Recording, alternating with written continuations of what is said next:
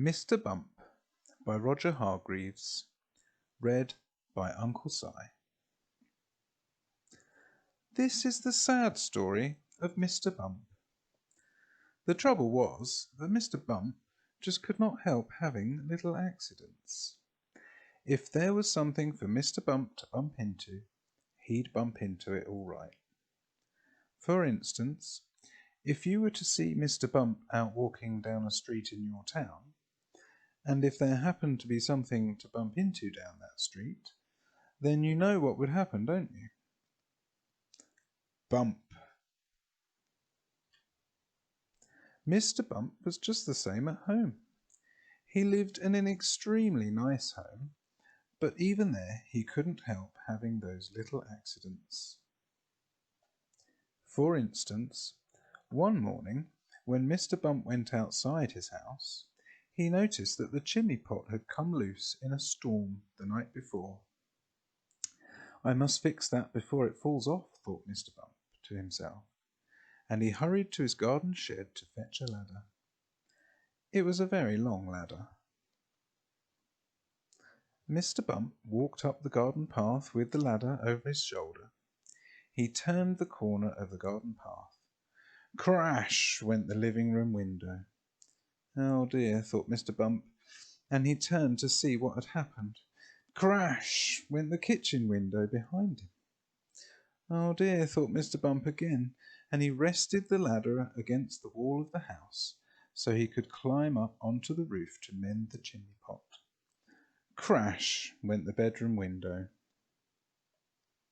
So you can see how Mr. Bump had his little accidents. Mr. Bump had had many jobs, but somehow they never seemed to last very long. As soon as anything got lost or broken or splintered or chipped or snapped or cracked or torn or burst or wrenched or crunched or split or slit, Mr. Bump got the blame. For instance, when Mr. Bump worked on a farm, he tripped over the farm dog and spilt the milk which he was carrying for the farmer's wife, and which the cat from the farm lapped up. For instance, when Mr. Bump was a postman, he got his hand stuck in a pillar box, and they had to fetch the fire brigade to come and set him free.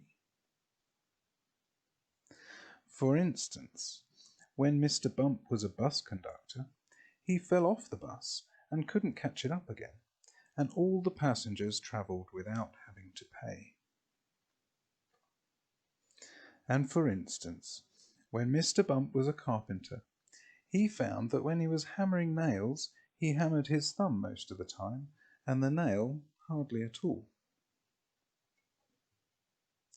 In order to recover from this series of rather unfortunate happenings, Mr. Bump decided to take a holiday.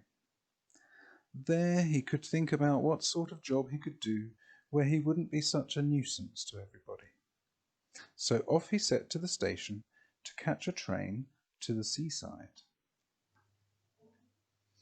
While Mr. Bump was on holiday, several things happened. For instance, he fell off a boat into the sea, and the lifeboat had to come and rescue him.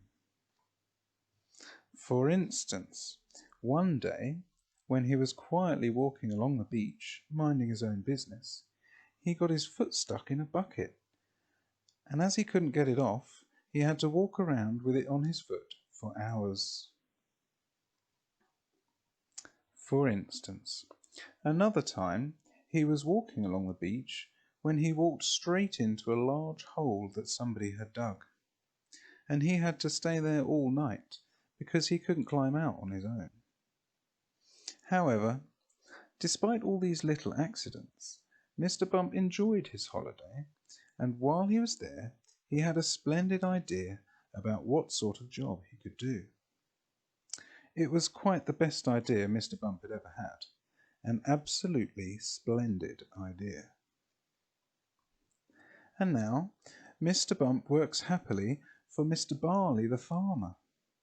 Mr. Barley has a rather large apple orchard on his farm, and that's where Mr. Bump works. Mr. Bump's job is picking apples, But he doesn't use a ladder to climb up the tree to pick the apples, like all the other apple pickers. Oh no, Mr. Bump has a much better way of picking apples than that. He just walks about, and before long, Mr. Bump, being Mr. Bump, walks into a tree. Bump! And down falls an apple, and Mr. Bump catches it. This makes the job of apple picking much easier, and Mr. Bump is very pleased about his new job, and Mr. Barley is very pleased about his new apple picker. So you see, the story of Mr. Bump isn't such a sad story after all. And if you ever bump yourself, you know what to do, don't you? Go and eat an apple picked by Mr. Bump, and then you won't feel your bump at all. You'll remember that the next time you have a bump, won't you? Good. The end.